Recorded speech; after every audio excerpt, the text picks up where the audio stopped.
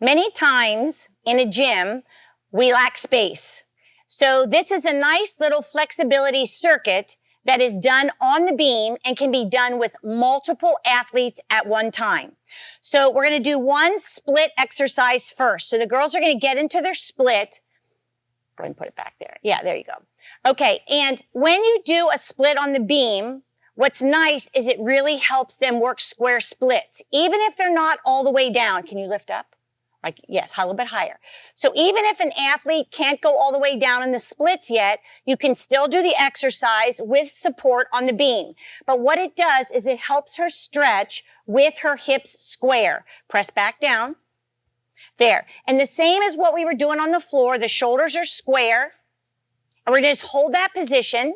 If they are balanced, the advanced part of this is to lift the arms and hold. Very nice. And if you take a peek, this looks like what a split leap or a switch split leap should look like in the air. Then they put their hands in the center by their hips and they rotate into straddle. If it's younger kids, they can actually get down in between each one of these stretches. And here again, we want to try to rotate so the knees are facing the ceiling and the top of the ankle is facing the ceiling. And they're trying to press their hips forward. Now, if they're less flexible and their hips are back here, I got you, babe. You're just going to try to help them just keep pushing forward until they can get them all the way in. This flexibility, we do not lift our arms. They stay in control by keeping their hands on the beam and continue to push the hips forward. Then they rotate to their last side, which you can help them or they can jump down.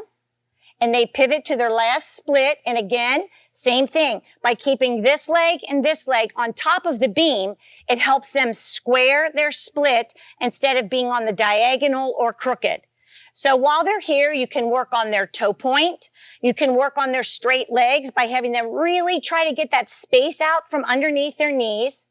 Rotate the hip flexor down, keep the back knee down, and point the toes and curl them off of the beam.